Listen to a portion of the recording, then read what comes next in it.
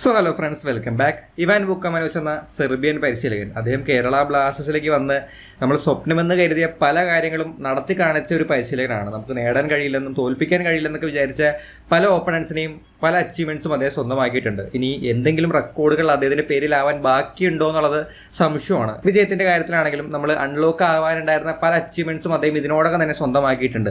പക്ഷേ ഇപ്പോഴും അദ്ദേഹത്തിന് മുന്നിലുള്ള ഒരു പ്രധാനപ്പെട്ട ചലഞ്ച് അല്ലെങ്കിൽ ബ്ലാസ്റ്റേഴ്സിൽ അദ്ദേഹം റിക്കവർ ചെയ്യേണ്ട അല്ലെങ്കിൽ മറികടക്കേണ്ട ഒരു പ്രധാനപ്പെട്ട ഒരു പ്രശ്നമായിട്ട് ഇപ്പോഴും നിൽക്കുന്നത് എവേ ഗെയിംസിലെ ടീമിന്റെ പെർഫോമൻസ് ആണ്. ഇതിപ്പോൾ പറയാൻ കാരണം കഴിഞ്ഞ മാച്ചിൽ ആ ഒരു FC ഗോവയ്ക്കെതിരെ ഒരു തോൽവി വന്നതുകൊണ്ട് മാത്രമല്ല. നമ്മൾ ഈ സീസൺ എടുത്ത് നോക്കുകയാണെന്നുണ്ടെങ്കിൽ ആകെ 3 എവേ ഗെയിംസേ കളിച്ചിട്ടുള്ളൂ. അതിൽ ഒരെണ്ണം വിജയമാണ്, 2 തോൽവി. അതിൽ ഒരെണ്ണം മുംബൈ സിറ്റി FCക്കെതിരെ ലീഗിന്റെ തുടക്കത്തിലായിരുന്നു. സോ നമുക്കത് അത്ര വലിയ രീതിയിൽ എടുത്തു പറയാൻ പറ്റുന്ന ഒരു കാര്യമല്ല. ലീഗ് പുരോഗമിക്കുന്നതോറും മാത്രമാണ് എവേ ഗെയിംസിലെ ടീമിന്റെ പെർഫോമൻസിനെ പറ്റി പറയാൻ സാധിക്കുക. പക്ഷേ ഇവന്റെ കരിയർ ബ്ലാസ്റ്റേഴ്സിൽ ഇവന്റെ കരിയർ എടുത്ത് നോക്കുകയാണെന്നുണ്ടെങ്കിൽ ഈ ഒരു തോൽവി പലതിൻ്റെയും തുടക്കമാണോ എന്നൊരു സംശയം നമുക്ക് തരുന്നുണ്ട്. അതിന് കാരണം കഴിഞ്ഞ സീസണിലേക്ക് വരാണെങ്കിൽ എവേ ഗെയിംസിൽ വളരെ മോശം പെർഫോമൻസ് ആയിരുന്നു കേരള ബ്ലാസ്റ്റേഴ്സിൻ്റെത്. ഫസ്റ്റ് സീസൺ ഇവാൻ വുക്കമനോവിച്ചിൻ്റെ ISLലെ ഫസ്റ്റ് സീസൺ നമുക്ക് അങ്ങ് നൈസായിട്ട് ഒഴിവാക്കാം. കാരണം ആ ഒരു സമയത്ത് കോവിഡുമായി ബന്ധപ്പെട്ട പ്രശ്നങ്ങളുള്ളതുകൊണ്ട് ഹോം എവേ രീതിയിലല്ല, കാണികളുടെ സപ്പോർട്ടോ അല്ലെങ്കിൽ പ്രശ്നങ്ങളോ ഒന്നും ഇല്ലാതെയാണ് ആ ഒരു സീസൺ നടത്തിയത്.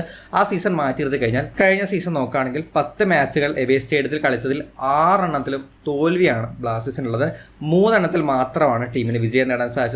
ഒരെണ്ണം സമനില. ഈ വിജയം നേടിയ ടീമുകളാണെങ്കിൽ നോർത്ത് ഈസ്റ്റ്, ജംഷഡ്പൂർ, അതുപോലെ തന്നെ ഹൈദരാബാദ് മാത്രമാണ് അതിൽ ഇച്ചിരി സ്ട്രോങ് ആയിട്ട് കഴിഞ്ഞ സീസണിൽ ഉണ്ടായിരുന്നത്. അതും ലീഗിന്റെ തുടക്കത്തിലെ സമയത്തായിരുന്നു. ടോട്ടൽ നോക്കുകയാണെങ്കിൽ ഈ പറഞ്ഞ പോലെ 2 സീസൺ നോക്കുകയാണെങ്കിൽ ടോട്ടൽ 13 മാച്ചുകളിൽ ബ്ലാസ്റ്റേഴ്സിനുള്ളത് 4 എവേ വിജയങ്ങൾ മാത്രമാണ്. ബാക്കി 8 എണ്ണത്തിൽ തോൽവിയാണ്, ഒരു സമനിലയുണ്ട്. ഇനി വിന്നിംഗ് പെർസെൻറ്റേജ് നോക്കുകയാണെങ്കിൽ 34.6 ആണ് എവേ സ്റ്റേഡിയത്തിലെ ഇവാന്റെ ആ ഒരു വിജയ ശതമാനം എന്ന് പറയുന്നത്. സോ അത് ഈ പറഞ്ഞ പോലെ ഹോം സ്റ്റേഡിയത്തിൽ വളരെ മികച്ച രീതിയിൽ കളിക്കുന്ന ഒരു ടീമിനെ സംബന്ധിച്ച് എവേ ഗെയിമിലേക്ക് വരുമ്പോൾ ഒരു വലിയ വ്യത്യാസമാണ് അല്ലെങ്കിൽ വലിയൊരു ഡിഫറൻസ് ആണ് ടീമിന് കാണുന്നത്. നമ്മൾ എവേ ഗെയിംസിനെ പറ്റി പറയുമ്പോൾ റിസൾട്ട് വൈസ് മാത്രമല്ല പെർഫോമൻസ് വൈസ് കൂടി പറയേണ്ടതുണ്ട്. ഈ ഹോം സ്റ്റേഡിയത്തിൽ കൊച്ചിയിൽ കളിക്കുന്ന ടീമിൽ നിന്നും വലിയ വ്യത്യാസമാണ് പ്രത്യേകിച്ചും കഴിഞ്ഞ സീസണിലെ എവേ ഗെയിംസ് നമ്മൾ കണ്ടത്. ആ ഒരു സമയത്ത് ലീഗിൻ്റെ അവസാനമാണെങ്കിൽ പോലും തിരിച്ച് ഹോം സ്റ്റേഡിയത്തിൽ ചെന്നൈയിൻ FCക്കെതിരെ ഒരു മാച്ച് കളിച്ചപ്പോൾ ആ മാച്ചിൽ നന്നായിട്ട് പെർഫോം ചെയ്ത് വിജയം നേടിയ ടീമാണ്. പക്ഷേ ആ ഫേസിൽ തന്നെ എവേ ഗെയിംസിൽ ഒരു മാച്ചിൽ പോലും വിജയിക്കാൻ ആ ഒരു ലീഗിൻ്റെ അവസാനത്തിൽ ബ്ലാസ്റ്റേഴ്സിന് സാധിച്ചില്ല. സോ ശരിക്കും എന്താണ് ഈ എവേ ഗെയിംസിൽ അല്ലെങ്കിൽ കൊച്ചി വിട്ടാൽ ബ്ലാസ്റ്റേഴ്സിന് സംഭവിക്കുന്നത് എന്നുള്ളത് ഇവാൻ വുക്കമനോവിച്ച് കൃത്യമായിട്ട് മനസ്സിലാക്കി പരിഹാരം കാണേണ്ട അല്ലെങ്കിൽ ഇനി പരിഹാരം കാണേണ്ട ഒരു ഫാക്ടറായിട്ട് തോന്നുന്നുണ്ട്.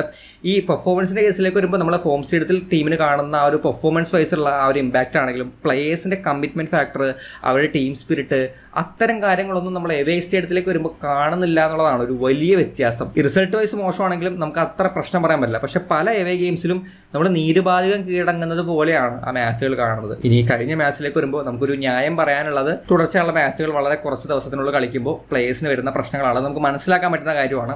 ആൻഡ് അതുകൊണ്ടാണെങ്കിൽ അല്ലെങ്കിൽ ആ ഒരു പ്രശ്നം കൊണ്ടാണ് പെർഫോമൻസ് വൈസ് ഇത്രയും ടീം ഡൗൺ ആയതെങ്കിൽ പ്രശ്നമൊന്നും പറയാനില്ല. പക്ഷേ ഇനി വരാനിരിക്കുന്ന മാച്ചുകൾ, വരാനിരിക്കുന്ന എവേ ഗെയിംസിൽ അത് പ്രൂവ് ചെയ്യേണ്ടതിൻ്റെ ഒരു ഉത്തരവാദിത്തം ടീമിനുണ്ട്. പെർഫോമൻസ് വൈസ് വീണ്ടും ആ ഒരു ഇമ്പാക്റ്റ് ഡെലിവർ ചെയ്യേണ്ടതിൻ്റെ ഒരു ആവശ്യം ടീമിനുണ്ട്. സോ ആ ഒരു വ്യത്യാസം അല്ലെങ്കിൽ ആ ഒരു ചലഞ്ചാണ് നിലവിൽ ഇവാൻ വുക്കമനോവിച്ചിന് മറികടക്കാൻ പ്രയാസമുള്ള ഒരു കാര്യം. പിന്നെ ഒരു മെയിൻ സാധനമുണ്ട്, ISL കിരീടം, അതവിടെ നിൽക്കുന്നുണ്ട്. പക്ഷെ എന്നാൽ പോലും നിലവിലെ റെക്കോർഡുകളും വിജയങ്ങളും ഒക്കെ ഇവാൻ വുക്കമനോവിച്ചിന് മുന്നിൽ ഇങ്ങനെ കീഴടങ്ങുമ്പോൾ എവേ ഗെയിംസിലെ വിജയമാണ് അല്ലെങ്കിൽ എവേ ഗെയിംസിലെ പെർഫോമൻസ് ആണ് അതിന് മുന്നിൽ എപ്പോഴും പിടിതരാത്തൊരു കാര്യമായിട്ട് തോന്നുന്നത്. ഈ ഒരു സീസണിൽ ഈസ്റ്റ് ബംഗാളിനെതിരെ നേടിയ വിജയം അത് തീർച്ചയായിട്ടും പ്രതീക്ഷ നൽകുന്ന ഒരു കാര്യമാണ്. കഴിഞ്ഞ സീസൺ പോലെ ആവില്ല എന്നൊരു കാര്യം. ഇനി മുംബൈ സിറ്റി FCക്കെതിരെ വഴങ്ങിയ തോൽവിയാണെങ്കിൽ പോലും അവിടെയും അത്യാവശ്യം ഫൈറ്റും പെർഫോമൻസ് വൈസ് തീരെ ഡൗൺ ആയ രീതിയിലല്ല. പിന്നെ അവിടെയും ഒരു എക്സ്ക്യൂസ് പറയാനുള്ളത് ആ ഒരു ലീഗിന് തുടക്കമായിരുന്നു എന്നുള്ളതാണ്. പക്ഷേ ഗോവയ്ക്കെതിരെ വരുമ്പോൾ ഈ 2 കാര്യങ്ങളും നമ്മൾ ആ ഗോവയ്ക്കെതിരെയുള്ള മാച്ച് കണ്ടില്ല. പറഞ്ഞ പോലെ വലിയ രീതിയിലുള്ള അറ്റംപ്റ്റുകളോ വലിയ രീതിയിലുള്ള പരിശ്രമങ്ങളോ ഇല്ലാതെ പ്ലേയേഴ്സിൻ്റെ കോൺട്രിബ്യൂഷനും ഇല്ലാതെയാണ് ആ മാച്ച് അവസാനിച്ചത്. അതുകൊണ്ടാണ് പറഞ്ഞത് ഇത് എന്തിൻ്റെയെങ്കിലും തുടക്കമാണോ എന്നൊരു സംശയം ഉണ്ടെന്നുള്ളത്.